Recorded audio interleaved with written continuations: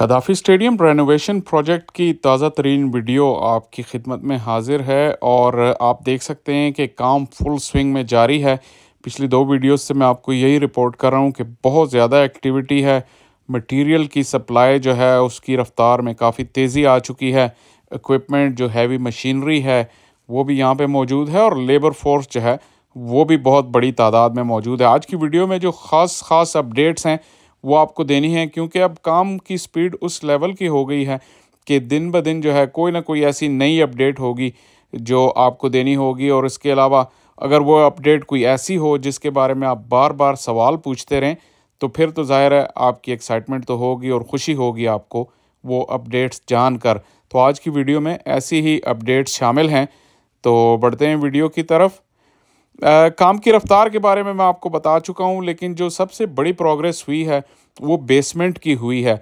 और बेसमेंट की इत्तला ये है कि डबल स्टोरी बेसमेंट जो यहाँ पे बनेगी। आज की वीडियो की एक ख़ास बात ये है कि उसकी डिटेल आपके साथ शेयर करेंगे। और इसके अलावा जो बाउंड्री लाइन का साइज़ है, अक्सर आप लोगों की ये फरमाइश होती है कि जो है हम ग्राउंड से बहुत दूर हैं, तो यहाँ पर जो जंगला है उसको अंदर की जानिब जो है वो कर दिया जाएगा ताकि स्टैंड जो हैं वो करीब लाए जा सकें और स्पेक्टेटर्स का व्यू जो है वो बेहतर हो सके।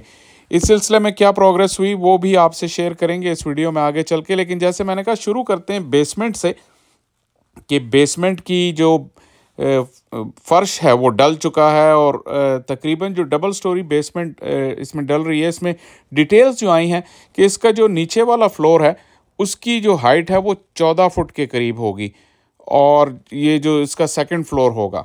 और इसके अलावा जो फर्स्ट फ्लोर होगा बेसमेंट का तो वो तकरीबन जो है वो 18 फुट के करीब होगी और उसके बाद फिर हम ग्राउंड लेवल पर आएंगे। तो अगर ये आप 14 और 18 मिलाएं और प्लस उसमें आप बुनियादें वगैरह मिला लें तो ऑलमोस्ट ये जो खुदाई हुई है ऑल टुगेदर ये कोई तकरीबन 34-35 फीट के करीब अंडरग्राउंड जा चुकी है खुदाई। और उसकी जो जैसा आपको कल भी बताया था, लास्ट टाइम भी शेयर किया था कि उसकी जो बेडिंग है वो डल चुकी है और उसकी जो साइड वॉल्स हैं, जो उसकी बेसमेंट की जो दूसरी स्टोरी है नीचे की जानिब, उस पे भी काफ़ी काम हो चुका है।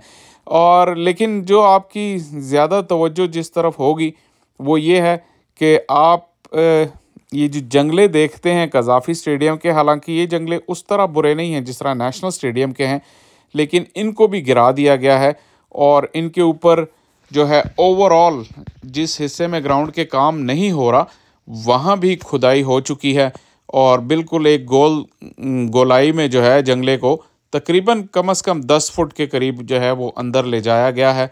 इसका मतलब है कि ये स्टैंड्स और ज़्यादा अब एक्शन के करीब हो जाएंगे। इस तस्वीर में आपको नज़र आ रही है कि जो खुदाई हुई है तो आप देख सकते हैं कि जो पीछे वाला जंगला था उसकी बनिस्बत कम से कम 10 से 15 फुट जो है वो जंगले को नज़दीक लाया जा चुका है। और उसके अलावा अच्छा व्यू इसमें आपको नज़र आ रहा है। जो पुराना स्कोर बोर्ड है उसके आसपास जो जनरल इंक्लोजर था, ये नज़र मोहम्मद और मुदस्सिर नज़र इंक्लोजर थे, इनको तोड़ दिया गया है और इसकी भी अपडेट मैं आपको पहले दे चुका था। इसके अलावा जो इसके सामने जो इंक्लोजर थे इसी की तरह के मिलते जुलते, जिनकी वो छत थी, कज़ाफ़ी स्टेडियम की कदीम तरीन जो स्ट्रक्चर था वो ये निशानी थी। कज़ाफ़ी स्टेडियम के इब्तिदाई दिनों की आखिरी दो निशानियां थी ये इंक्लोजर्स जो आमने सामने हैं, स्क्वायर ऑफ द विकेट, इन दोनों को भी तोड़ दिया गया है। और इससे पहले मैं आपको बेसमेंट की जब जिक्र कर रहा था तो डबल स्टोरी बेसमेंट है और 14 फुट और 18 फुट इनकी ऊंचाई होगी। तो ये ज़मीन से 34-35 फुट के करीब जो है इनकी गहराई है सारी। और आप देख सकते हैं कि कल की निस्बत इसमें काफ़ी काम हुआ। कंक्रीट वगैरह यहाँ पे डल चुका है। इसकी जो दीवारें हैं स्लोप की शक्ल में वो आपको नज़र आ रही हैं। और इसकी जो बैकग्राउंड में जो ज़्यादा बड़ी बेसमेंट है आप देख सकते हैं कि उसका इंटायर साइज़ जो है वो कितना बड़ा है। और ये देखने में शायद आपको इस वीडियो से या इस एंगल से इतनी गहरी नज़र आ नहीं रही, लेकिन जो ग्राउंड लेवल आपको नज़र आएगा तो और जो बेसमेंट का जो फ़र्श है ये तकरीबन 34 से 35 फुट है। और आप अगर बेसमेंट में देख सकते हैं एक जो लेबर जो खड़े थे उनकी हाइट से आप कंपेयर करें तो उनकी हाइट से ऑलमोस्ट डबल से कुछ ज़्यादा थी। तो इसका मतलब है कि ये जो नीचे वाला फ्लोर है वो 14 या 15 फुट होगा। और मशीनरी की बात करें या नंबर ऑफ़ लेबर्स जो इस प्रोजेक्ट पे इस वक्त काम कर रहे हैं उनकी तादाद भी जो है वो खासी ज़्यादा है। और जब से मोहसिन नकवी विज़िट करके गए हैं तब से ये बहुत ज़्यादा जो है वो काम की रफ्तार में जो है वो तेज़ी आई है। और जैसे मैंने वीडियो के शुरू में कहा कि आप लोगों का बहुत ज़्यादा ये सवाल होता है कि स्टैंड्स को करीब करना चाहिए। दो सवाल होते हैं बेसिकली, सबसे ज़्यादा दो सवाल या फरमाइशें आप कह लें। आप एक तो ये कहते हैं कि स्टैंड्स करीब होने चाहिए बहुत ज़्यादा, ताकि आपको एक्शन से जो है वो नज़दीक जा सकें। और दूसरा डबल टियर स्टैंड्स का, ये तो बहुत बड़ी फरमाइश है सबकी कि डबल टियर स्टैंड्स होने चाहिए ताकि कैपेसिटी बढ़े और 50-60 हज़ार के करीब का क्राउड हो। लेकिन चलें, आज की वीडियो में एक तो आपको खुशखबरी मैंने दी कि ये जो बाउंड्री लाइन का साइज़ है ये कम कर दिया जाएगा। इस तरह जब आपको याद होगा कि जब PSL शुरू हुई थी तो दुबई में जब मैचेस होते थे तो पेप्सी कैच ए करोड़ के नाम से कंपटीशन होता था। लेकिन जब से पाकिस्तान में आई है PSL तो वो कंपटीशन नहीं हो रहा, क्योंकि क्राउड में जो है उस तरह वो छक्के जाते ही नहीं है।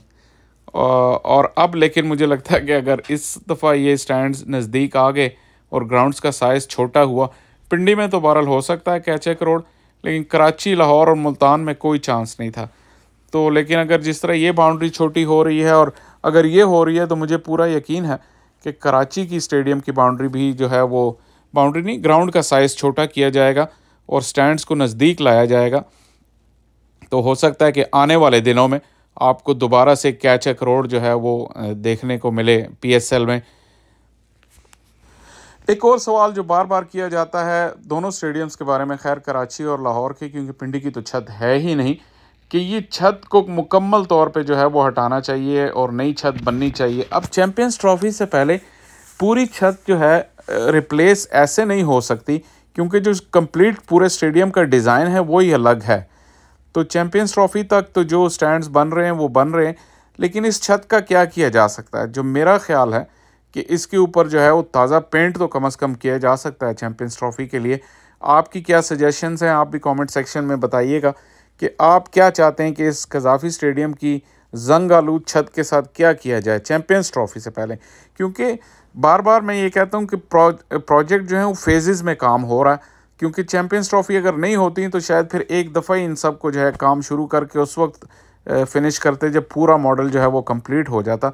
लेकिन अभी काम को रोकना पड़ेगा चैम्पियंस ट्रॉफी से पहले। तो उस फेज़ में ये जो कज़ाफ़ी स्टेडियम की छत है, इसके बारे में आप क्या कहते हैं कि इसको क्या करना चाहिए? क्या इसको पेंट कर देना चाहिए? अगर पेंट करना चाहिए तो कौन से कलर में? क्योंकि ये जो ओरिजिनल इसका कलर था जब ये नई लगी थी फाइबर की छत 1996 के वर्ल्ड कप के लिए, जिसका फ़ाइनल यहाँ होना था और श्रीलंका और ऑस्ट्रेलिया का वो फ़ाइनल हुआ था, उस वक्त ये ऑरेंज कलर की थी और बड़ी ब्राइट शाइनी किस्म का ऑरेंज का कलर था। उस ज़माने के हिसाब से ये बहुत मॉडर्न स्ट्रक्चर था। लेकिन ये है कि वक्त के साथ साथ ज़ाहिर है चीज़ें जो हैं वो ख़राब होती चली गई, फिर उस तरह इसकी मेंटेनेंस हुई नहीं। तो अब जब भी मैचेस के दौरान कोई ड्रोन शॉट दिखाया जाता है तो ये बहुत ही बदनुमा नज़र आती है और इसका चैम्पियंस ट्रॉफी से पहले तो इलाज मुमकिन नहीं है। सिर्फ यही है कि पेंट किया जा सकता है। बल्कि किसी ने तो मुझे इसी तरह कमेंट्स में कहीं शायद आइडिया आया था कि किसी भी पेंट कंपनी को आप स्पॉन्सर कर दें और उनको कहें इसके ऊपर आप अपना लोगो लगाएं और आप इसको हमें पेंट कर दें। ये तो बड़ी सस्ती मार्केटिंग हो जाएगी। शायद इतनी सस्ती वैल्यू देनी नहीं चाहिए PCB को, क्योंकि ये बड़ी प्राइम लोकेशन है और मैच के दौरान जो ब्यूटी शॉट होता है ड्रोन का, उसमें ये बहुत ज़्यादा माइलेज मिलती है इसकी छत को। तो यहाँ अगर ये किसी से स्पॉन्सर करवा लें तो तब भी जो है वो इसका ख़र्चा भी निकल आएगा, बल्कि आमदन भी होगी PCB की। और आमदन की बात करें तो आपको पता होगा कि कज़ाफ़ी स्टेडियम के जो नेमिंग राइट्स हैं ये दे दिए गए हैं बैंक ऑफ पंजाब को। तो ये बैंक ऑफ पंजाब कज़ाफ़ी स्टेडियम कहलाएगा। हालांकि मेरा ख्याल है कि अगर इसको bank of Punjab Lahore stadium का नाम दे दिया जाए तो ज़्यादा बेहतर होगा। लेकिन ये नेमिंग राइट्स जो हैं वो PCB ने बेच दिए हैं, जिससे आमदनी का एक और ज़रिया बन गया है। तो चलें आज की वीडियो को यहीं पे कंक्लूड करते हैं। आपके देखने का बहुत शुक्रिया और चैनल को देखते रहिए, लाइक शेयर और सब्सक्राइब कीजिए, कमेंट ज़रूर कीजिए और कोशिश करेंगे कि आपके कमेंट्स का साथ साथ जवाब देते रहें। तो मिलते हैं अगली वीडियो में, तब तक अल्लाह हाफ़िज़।